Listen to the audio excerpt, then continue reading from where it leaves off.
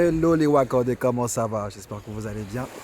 Moi, je suis heureux de vous retrouver dans cette petite commune des Onces d'Arlet, à la plage, au calme. Une fois n'est pas coutume, on ne va pas parler d'un artiste en particulier aujourd'hui, ou plutôt si, ou plutôt non. En fait, on va célébrer les 10 années de MacBrightPix.com.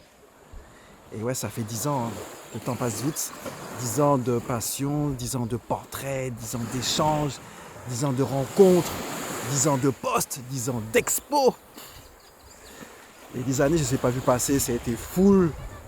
Donc, on va parcourir ça ensemble, à savoir les moments forts, quoi, tout simplement. J'espère que vous allez kiffer autant que moi. Et puis, et puis,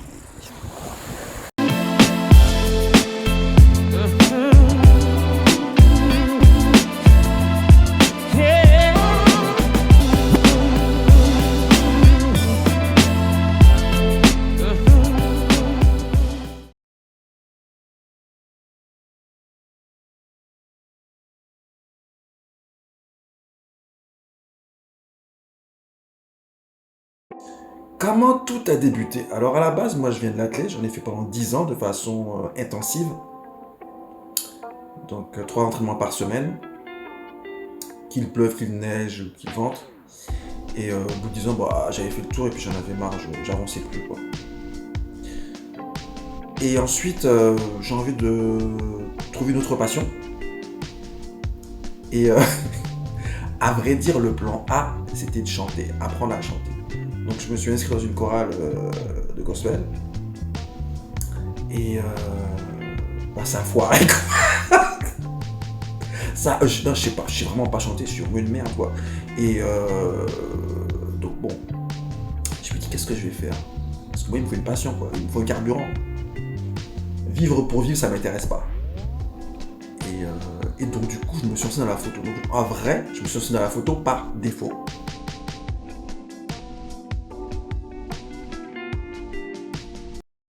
En 2013, quand j'ai mon premier appareil photo, mon premier kiff, ça a été de photographier les gens dans la rue. J'ai toujours adoré prendre des photos à la volée, notamment à Châtelet, parce que c'est vraiment le lieu de rencontre par excellence de toutes les communautés. Tous les jeunes passent par Châtelet lorsqu'ils vont à Paris. Et c'est un terrain de jeu extraordinaire. Il y a énormément d'interactions, il y a des espaces urbains. Et ce qui est intéressant, en fait, à mon sens, c'est trouver, capter le moment décisif, le geste, le regard, un comportement qui traduit un mood, un état d'esprit. Tu vois ce que je veux dire? Et que ce soit de Châtelet à Fort-de-France ou à Harlem, où j'ai photographié pas mal, c'est toujours le même instinct qui me guide, en fait. Arriver à trouver des gens qui ont un look bien particulier, qui attire votre regard, ou alors un comportement. Bref, je cherche une singularité.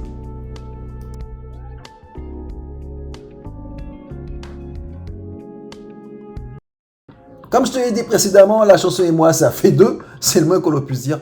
Par contre, j'adore assister à des concerts. Et durant cette décennie, j'ai photographié des artistes en pleine ascension, de Raphaël Saadiq en passant par Charlie Winston et Féfé. Mais, on va pas se mentir, la photo de concert, c'est un exercice périlleux. Il te faut gérer la lumière, l'artiste qui bouge dans son espace, les mouvements de foule et trouver le bon angle d'attaque afin d'arriver à saisir toujours ces fameux moments décisifs, le moment où l'émotion est à son maximum.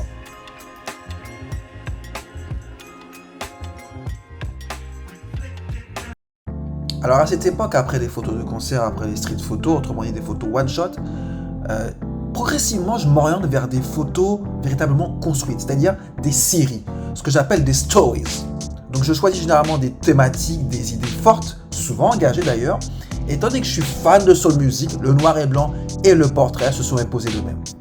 Pour créer ces récits visuels, je m'appuie sur les cultures dans lesquelles j'ai grandi, à savoir la culture créole et la culture urbaine. Ayant grandi dans le melting pot des HLM du 78, tout en étant martiniquais, j'ai vraiment à cœur de défendre les cultures noires dans toute leur diversité. C'est la raison pour laquelle j'adore travailler avec des modèles venant de milieux complètement différents, afin qu'il y ait une véritable symbiose entre leur expérience et la mienne et ainsi produire des images assez inattendues. Si je devais définir mes photos, mon style, je dirais qu'elles sont intimistes, authentiques, avec un brin de poésie. En somme, je crée des stories qui soient à l'image des albums soul que je kiffe. Dans la foulée après les stories, vous me connaissez, je ne fais rien à moitié, j'ai voulu exposer. Et ma première expo était dédiée à mon amour du hip-hop, Seven. J'ai voulu exploiter le côté bling-bling en fait des rappeurs, le côté bad boy, avec les 7 péchés capitaux. Je trouvais que ça faisait sens. Et cette expo, ça m'a vraiment donné confiance. Soul Voices of Freedom. Cette expo-là, c'est clairement the turning point. Soul Voices of Freedom, en fait, c'est né pendant mon séjour aux États-Unis. Parce que j'ai toujours eu ce vieux rêve un peu complètement ouf de partir aux États-Unis. Et non pas en tant que touriste, mais surtout de m'immerger un peu comme un journaliste d'investigation le fait sur le long terme. Donc moi j'ai pas pu partir un an, donc je me suis dit je vais partir 3 semaines. Histoire vraiment de sentir l'âme en fait de la société américaine. Et pour corser un peu la chose, je me suis déplacé à travers différents quartiers. Harlem, Brooklyn, Washington. 3 ambiances complètement différentes. Et franchement, j'ai été conquis. Et à Harlem, particulièrement, on ressent cette ambiance-là. Et le déclic, en fait, s'est produit déjà dans un premier temps lorsque le fait de sillonner la ville, le fait de voir le nom des différentes icônes des droits civiques tels que Martin Luther King, Malcolm X, j'en passe et des meilleurs, ça m'a mis un peu la puce à l'oreille et petit à petit l'idée a commencé à faire son chemin. Et puis, vraiment le big déclic, c'est quand je suis allé à l'Apollo Theater. Et ce soir-là, il y avait en fait un concours de jeunes talents au niveau du chant. Et j'ai vu des jeunes de 12 ans à 20 ans reprendre des standards de la soul. Et franchement, j'étais conquis avec une telle maîtrise que franchement, j'en ai encore des frissons. Et à la fin de cette soirée, l'idée m'est venue. Et là, je me suis dit, en fait, c'est ce que je devrais faire. C'est-à-dire qu'il faut que je monte un projet photo où je mette en valeur vraiment les personnages clés, fondamentaux en fait, de la soul américaine. Et parallèlement, pendant cette période, a eu lieu aussi le combat en fait, des activistes au niveau des droits civiques. Et je trouvais que c'était intéressant de mettre en parallèle les artistes d'un côté et les activistes de l'autre. D'où le titre Soul Voices of Freedom. Voilà, tout simplement.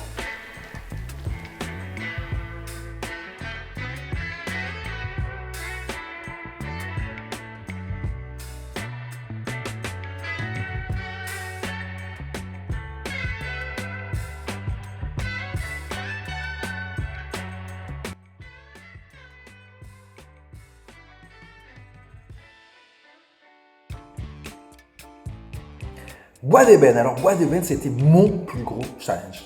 Mais vraiment, quoi. Cette expo a nécessité quand même 2 ans de préparation, un énorme travail en amont. J'ai vu tout ce que j'avais à portée de main, je me suis déplacé dans des conférences, j'ai regardé par le documentaire, je me suis inspiré aussi beaucoup de musique aussi.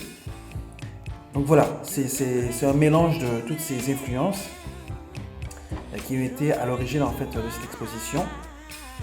Mais vous allez me dire, mais pourquoi avoir monté une exposition sur le corner? En fait, c'est très simple. La plupart en fait des stéréotypes que subissent justement les afro-descendants sont liés justement à cette perception de l'homme noir à travers principalement son corps.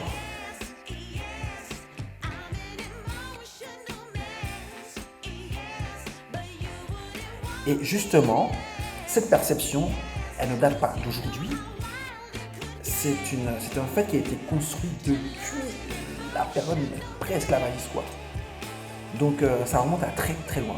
Et ça a été construit, tissé, bref, c'est tout sauf le fait du hasard.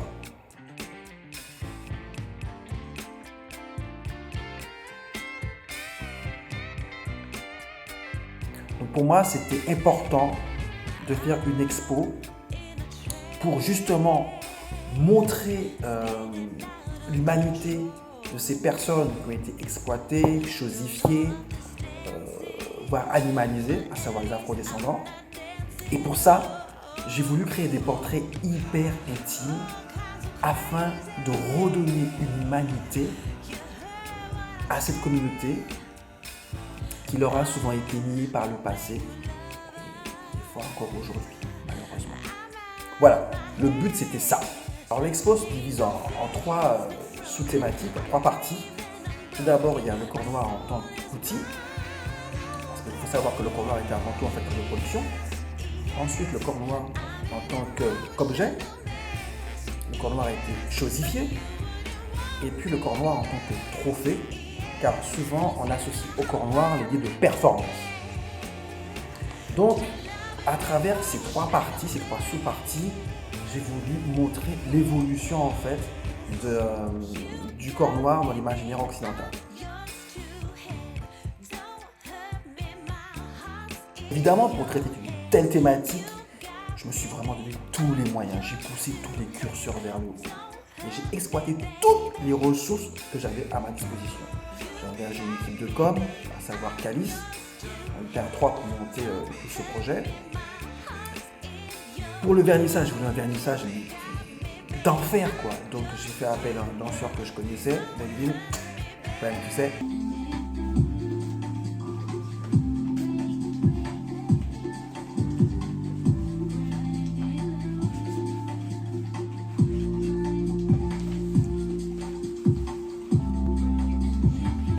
Un slammer, Zola, ben, tu sais. Corps noir. Corps noir. Eh mon frère, dis-moi qui tu es. Et pour l'occasion, j'avais écrit aussi un poème. Et franchement, ça a été au-delà de mes espérances. Dès le premier jour, c'était full. C'était full.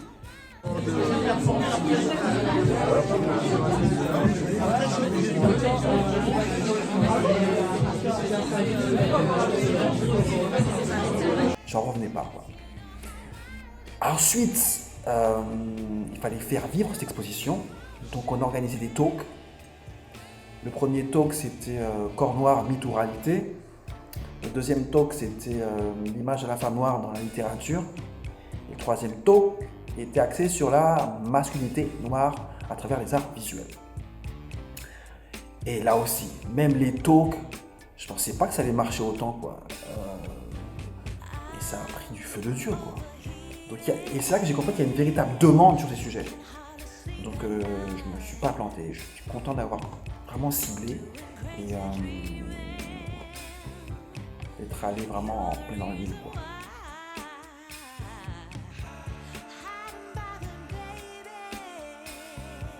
Concrètement, cette expo, c'était ma plus grande expérience en tant qu'artiste. Là, pour le coup, je me considérais véritablement artiste. McBride était né. Là, c'était définitif. Dans ma tête, en tout cas.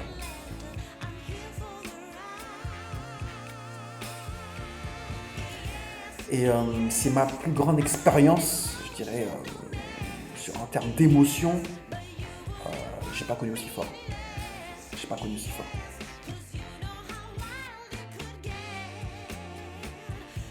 C'était la meilleure semaine de ma life. Mais vraiment. Chaque jour, j'avais la patate. Il y avait du monde. Et j'adorais expliquer. Parce qu'en fait, chaque œuvre, il y avait une explication derrière. Il y avait un sens. Parce que j'avais beaucoup travaillé sur la composition des images. Sur la lumière. Enfin, tout était calculé au millimètre près, quoi. Millimètre près.